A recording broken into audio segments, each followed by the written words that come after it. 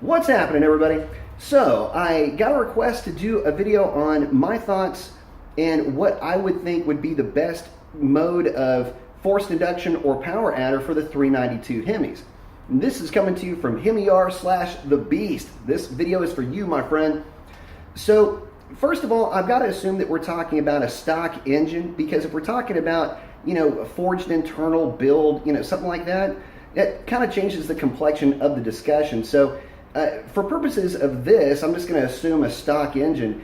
If it's my personal car and I were to go with forced induction, turbos all the way.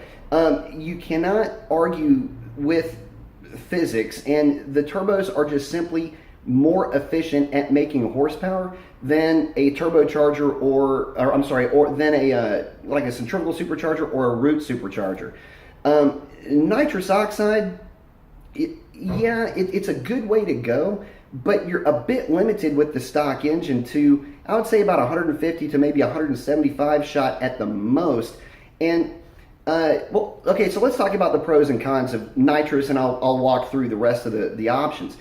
Nitrous oxide, least expensive by far, but only in theory. I mean, granted, you can just buy a bottle, solenoids, jets, and a switch, and instant 150 horsepower plus to the rear wheels. But what you're doing is you're taking a chance there. The 392s, the compression ring, the ringland is high up on the piston. It's exposed to a lot more heat, so you can possibly run into a problem there. But the issue really is, when it comes to nitrous oxide in these systems, the car has a polymer intake, and although plenty of guys run nitrous with polymer intakes, I just don't like the idea of hitting an intake manifold that's probably hovering around 145 degrees Fahrenheit.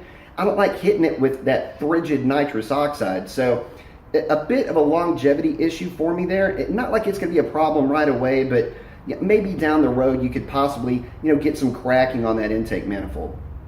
Just something to consider.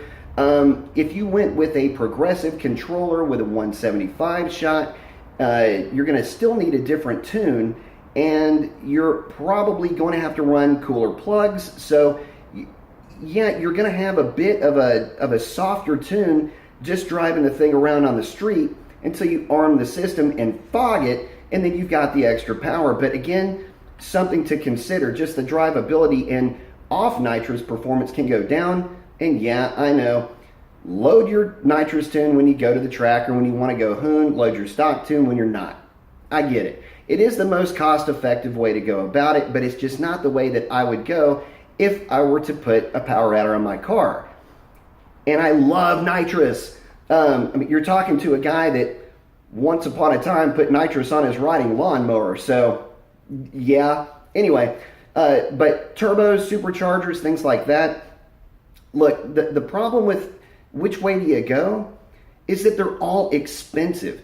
You're looking at picking up, somewhere around, let's say if you're at 4 1/4 to the wheels stock, you can get it to about 600 if you really want to throw power at it. But the reality, you're probably going to be hovering around 550, 570. And the problem is that no matter which direction you go, you're still going to spend around $8,000 to $10,000 for forced induction. Well, for $8,000 to $10,000 on a car that already costs $45,000, you could have bought a used Hellcat. By the time you start throwing power adders at your car, it's a used car anyway. You could have bought a used stock Hellcat. But let's say you didn't go that route and you decided to go power adder, turbo. It really is the only way that I would go, and the only option that I would recommend, mainly because you're replacing existing parts underneath the car with turbos. They're more efficient at making power. It's going to cost you the same either way, and because it'll make more power at the same or even a lesser boost, it's going to be a little bit easier on drivetrain parts too. So you're not relying on the snout to drive a supercharger, which, let's be honest, it's going to take about 50 to 80 horsepower to make whatever amount of boost you're going to make with that supercharger versus 30 to 40 horsepower to actually drive the turbos, and we're talking about parasitic loss here. So anyway, those are my thoughts on the power adders. Post up your comments, let me know what you think. Again, If it's my money being spent, wouldn't put anything on it other than turbos, but you might have a different take on it. I'd love to hear it. Post up your comments, and that's a wrap. Adios.